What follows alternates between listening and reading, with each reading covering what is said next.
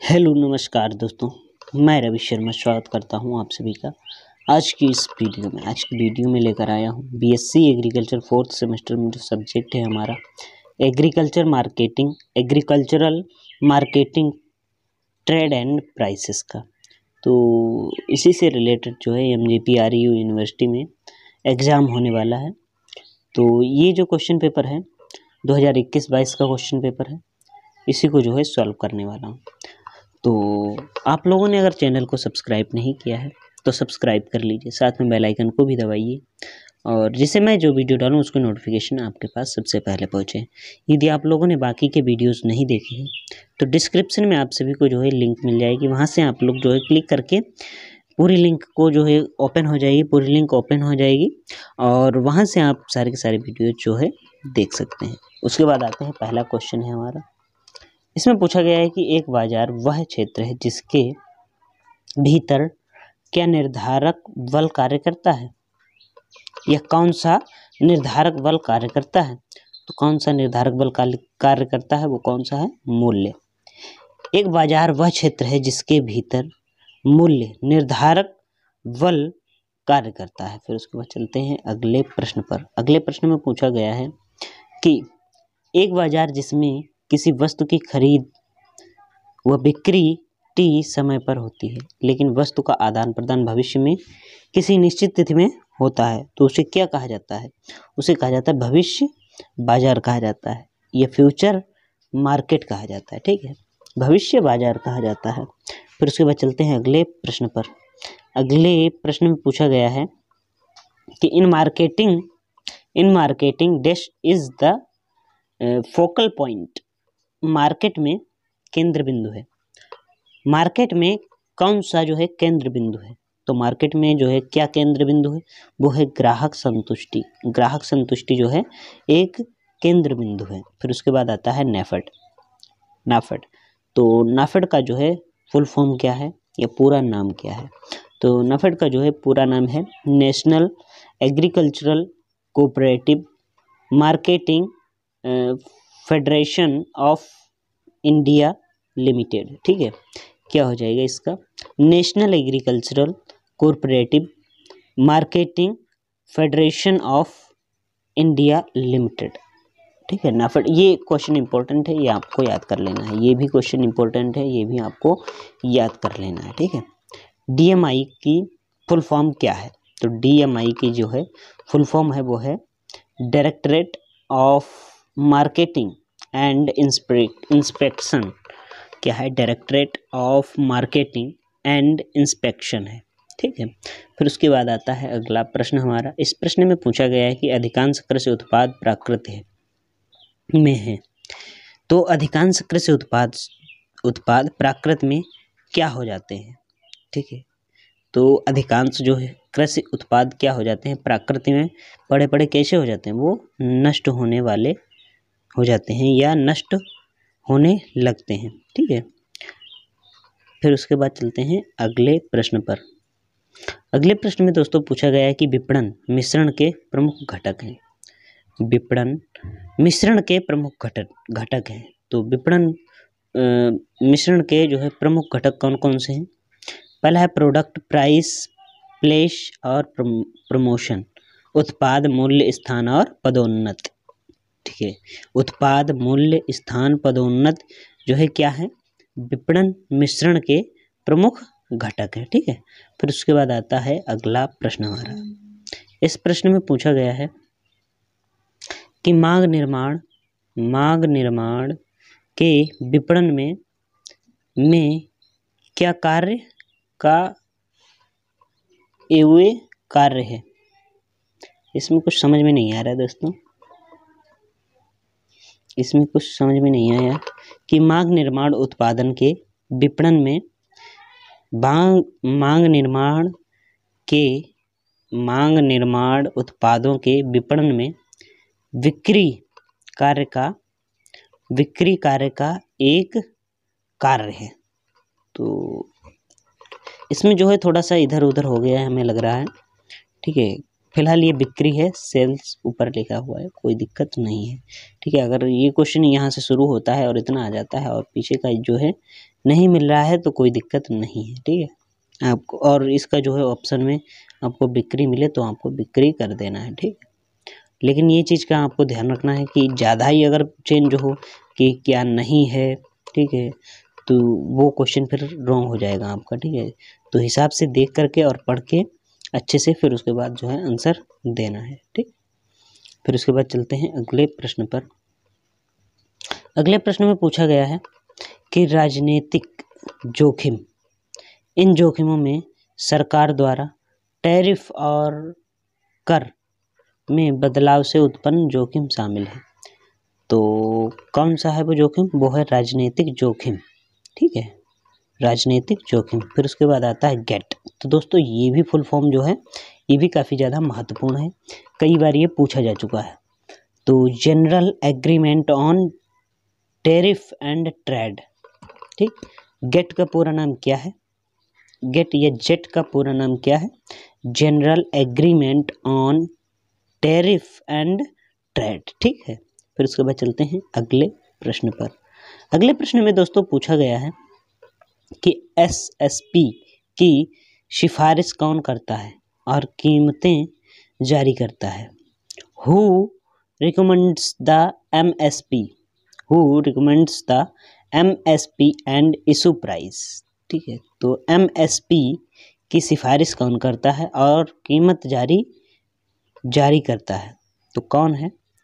वो है कृषि लागत और मूल्य आयोग करता है, ठीक है। कौन करता है? कृषि लागत और मूल्य आयोग करता है। फिर उसके बाद आता है अगला प्रश्न। इस प्रश्न में पूछा गया है कि उस बाजार का नाम बताइए जिसमें संस्थाओं वस्तुओं का व्यापार करती हैं, व्यापार होता है, जहाँ स्थानीय वस्तुओं का व्यापार होता है।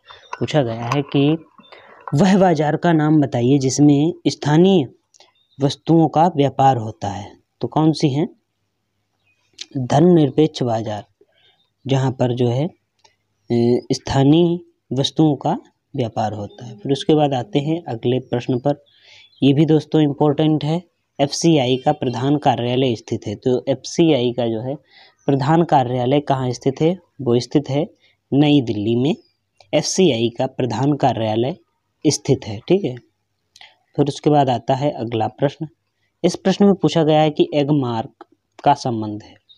तो एगमार्क का जो है किससे संबंध है? वो है गुणवत्ता से। गुणवत्ता से जो है एगमार्क का संबंध है। फिर उसके बाद चलते हैं अगले प्रश्न पर। इस प्रश्न में पूछा गया है कि परिवहन किस प्रकार की उपयोगिता बनाता है? तो परिवहन जो है किस प्रकार की उपयोगिता बनाता है? तो किस प्रकार की उपयोगिता बनाता है? वो है स्थान प्रकार की जो है उपयोगिता बनाता है परिवहन।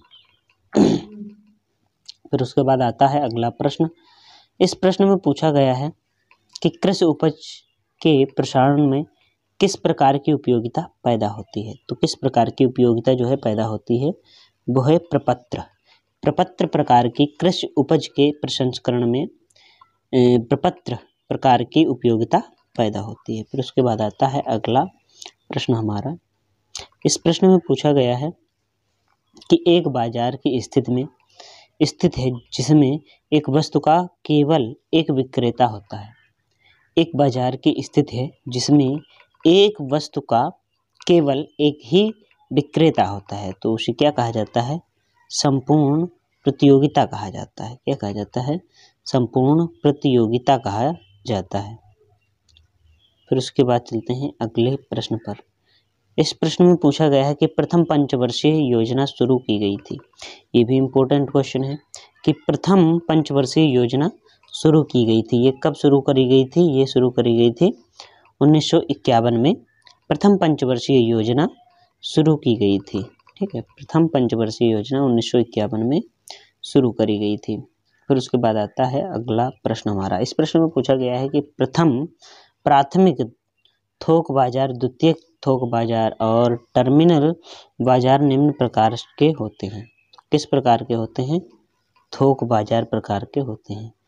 प्राथमिक थोक बाजार और द्वितीयक थोक बाजार और टर्मिनल बाजार निम्न में से किस प्रकार के होते हैं? तो कैसे होते हैं? वो थोक बाजार के रूप में होते हैं। फिर उसके बाद आता है अगला प्रश्न। इस प्रश्न में पूछा गया है कि निम्नलिखित में से किसे एक प्रकार का पुनर्विक्रेता नहीं माना जाता है? तो निम्नलिखित में से किसे एक प्रकार का पुनर्विक्रेता नहीं माना जाता? किसे नहीं माना जाता? वो है उत्पादक को नहीं माना जाता है पुनर्विक्रेता, ठीक है, उत्पादक को। फिर उसके बाद चलते हैं, ट्रू फॉल्स आ गए हैं, ठीक है। इसमें बताया भी गया है, पढ़ लेते हैं पहले, कि प्रत्येक कथन के समक्ष दिए गए वर्ग में सही के लिए टी और गलत के लिए फॉल्स या यफ को लिखिए या, ठीक है। फिर इसमें जो है पहला क्वेश्चन आता है कि मूल्य अस्थिरता उत्पादकों और उपभोक्ताओं दोनों को प्रभावित करती है। तो ये सही है या गलत है दोस्तों? ये है सही, कि मूल्य अस्थिरता उत्पादकों और उपभोक्ताओं दोनों को ही क्या करती है? प्रभावित करती है। फिर उसके बाद आता है अगला प्रश्न। इसमें पूछा गया है कि लैग्ड मार्जिन एक एजेंसी द्वारा प्राप्त मूल्य के अंतर को इंगित करता है और एक ही एजेंसी द्वारा समान मात्रा में वस्तु की खरीद में भुगतान किया जाता है। तो इसका जो हो जाएगा वो हो जाएगा राइट, ठीक है, ट्रू हो जाएगा। फिर उसके बाद पूछा गया है कि निरपेक्ष मार्जिन रुपए में व्यक्त किया जाता है। तो निरपेक्ष मार्जिन जो है रुपए में कैसे व्यक्त किया जाता है? ये कैसा है कि व्यक्त किया जाता है या नहीं व्यक्त किया जाता? तो इसका सही आंसर हो जाएगा कि ये व्यक्त किया जाता है, कि निरपेक्ष मार्जिन रुपए में व्यक्त किया जाता है। फिर उसके बाद आता है अगला प्रश्न। इस प्रश्न में दोस्तों पूछा गया है कि मूल्य निर्धारण दक्षता विपणन प्रणाली की संरचनात्मक विशेषताओं को संदर्भित करती है। तो ये कैसा हो जाएगा? गलत। फिर उसके बाद आता है अगला प्रश्न। इसमें पूछा गया है कि मूल्य अस्थिरता उत्पादकों और उपभोक्ताओं दोनों को प्रभावित करती है। तो ये भी गलत। फिर उसके बाद चलते हैं अगले प्रश्न पर।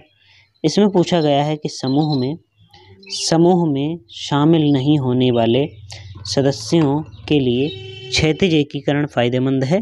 तो ये भी गलत हो जाएगा। क्या पूछा था? कि समूह में शामिल नहीं होने वाले सदस्यों के लिए क्षैतिज एकीकरण फायदेमंद है। तो ये गलत है। फिर उसके बाद पूछा गया है कि नाम मात्र मूल्य सूचकांक सभी वस्तुओं के लिए थोक मूल्य सूचकांक द्वारा अपस्फीत माल। तो ये कैसा है? गलत है। फिर उसके बाद आता है अगला प्रश्न। इसमें पूछा गया है कि परिवर्तनशील को अर्ध लघुगणक प्रवृत्ति के चारों ओर भिन्नता के गुणांक द्वारा मापा जाता है। तो ये कैसा हो जाएगा? ये भी गलत हो जाएगा, ठीक है। फिर उसके बाद आता है अगला प्रश्न। इस प्रश्न में पूछा गया है कि निजी बातचीत में कीमतें आपसी समझौते से तय होती हैं। तो ये क्या हो जाएगा? सही हो जाएगा। क्या कहा गया है? कि निजी बातचीत में कीमतें आपसी समझौतों से तय होती हैं। तो ये सही हो जाएगा, ठीक है। फिर उसके बाद चलते हैं आखिरी प्रश्न पर। इसमें पूछा गया है कि NIAM ने 8 अगस्त 1981 में से जयपुर या राजस्थान में कार्य करना शुरू कर दिया था। तो ये कैसा हो जाएगा? ये भी फॉल्स हो जाएगा, ठीक है। ये भी फॉल्स हो जाएगा कि NIAM ने 8 अगस्त 1981 से जयपुर राजस्थान में कार्य करना नहीं शुरू किया था, ठीक है। ये गलत हो जाएगा।